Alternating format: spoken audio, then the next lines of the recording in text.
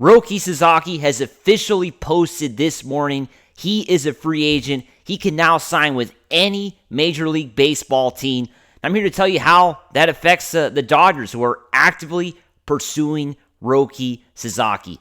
Hey, it's Mike Nelson of Dodgers Digest. Make sure to subscribe to the channel. I want to thank the 21% of you, the ones who are watching these videos, who have already hit the sub button, but 78% of you have not subscribed yet. I want to thank, we almost have almost 6,000 subscribers, myself and Brad J. We're bringing you everyday Dodger content. You're not going to find content like this anywhere else on YouTube. We're the best Dodger channel out there, so make sure to hit the sub button. Let's get right into it. Of course, Roki Sasaki has officially been posted and will now have 45 days to sign with a team. The pitcher has until January 23rd to sign with a team, and this is obviously big news because the Dodgers have been pursuing Sasaki basically, I think, since the World Series ended, since they kind of heard that Sasaki was not going to be returning to Japan next year to pitch professionally, and instead opting a Major League Baseball route. He could, of course, taken the Yoshinobu Yamamoto route and stayed until he was 25 years old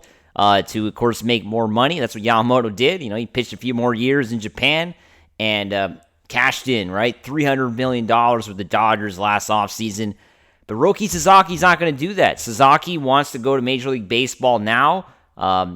He's still a young player, 23 years old, and he's ready to go. He's going to do what Shohei Ohtani did way back 6 years ago, right? Decided to go to Major League Baseball at a younger age than others, and had to take, of course, less money when he went to the Angels, and, took a pretty good signing bonus as well. So let's not forget that. That's a big bonus that the Dodgers are going to have to give to Sasaki as well when they do sign him, if it happens. Now, Jon Heyman did an interesting interview this morning. He spoke to Sammy Levitt, and, he kind of, was talking about what's going on, what's the latest with Roki Sasaki. It's a pretty, interesting interview, to say the least, but what was interesting with this little bit that Jon Heyman, spoke about this morning was that he's certain that the Dodgers are not the only favorites to sign Sasaki.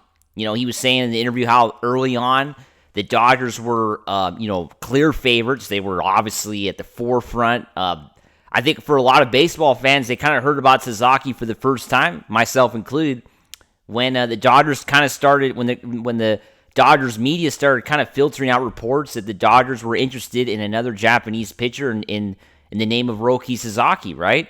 I think that's the first time a lot of people kind of heard about the name Sasaki. And the Dodgers have been interested from the beginning.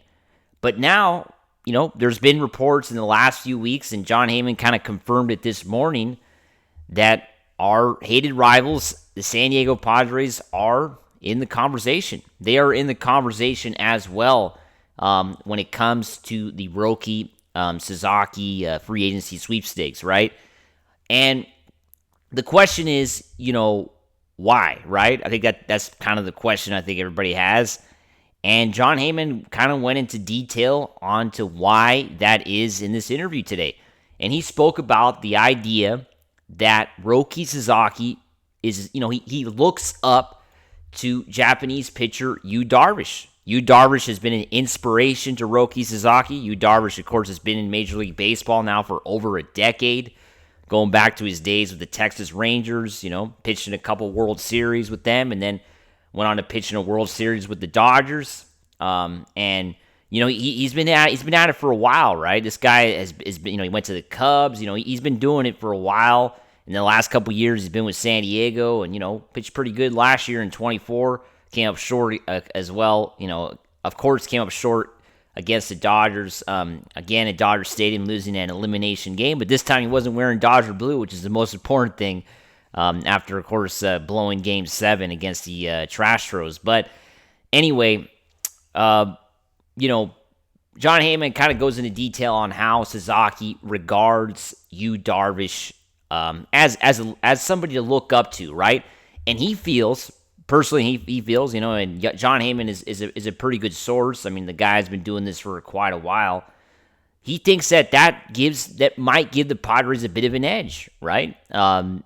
it could give them an edge, right? The Dodgers are no longer clear favorites to sign Sasaki. It's kind of what Jon Heyman confirmed this morning, which is not what I think Dodger fans want to hear, right? Because us Dodger fans, we were, at least I was, when this story kind of first broke, weeks ago when the World Series kind of ended, I really thought the Dodgers were the only, possibility for Sasaki, right? I mean, I really thought, okay, there's no way he's going anywhere else. I mean, the Dodgers already have Ohtani and Yamamoto, and they just won the World Series. This is a perfect situation for Sasaki, right? But now it looks like the Padres are turning out to be somewhat of a, I guess, perfect situation for him personally, right? What do you guys think? Comment below. Do you think Sasaki is considering San Diego over LA at this time? Or is it still just too early? Going back to the original story here, he has 45 days. I mean, it's until January 23rd. There's still over a month to go. And, it's still way too early to make the sort of assumptions that Jon Heyman is making this morning, saying that the Dodgers and Padres are front runners and that potentially the Padres have an edge, because of, Darvish being a member of that team. What do you guys think? I mean, personally, I think the Dodgers have the edge here. I don't know. I think Darvish, sure. I mean, he's going to be an important part. I mean, if he goes to San Diego, they're going to have to thank you, Darvish, for that for years to come, because what else is in San Diego for Roki Sasaki, really? What's there in terms of a marketing standpoint, even in terms of a winning culture? The Padres don't have a winning culture. They've never won a World Series. That's that simple. I mean, they've never won the World Series, the San Diego Padres, right? I mean, San Diego's never even had a champion, period, in sports. I mean, the Chargers for many years were the biggest chokers in the NFL.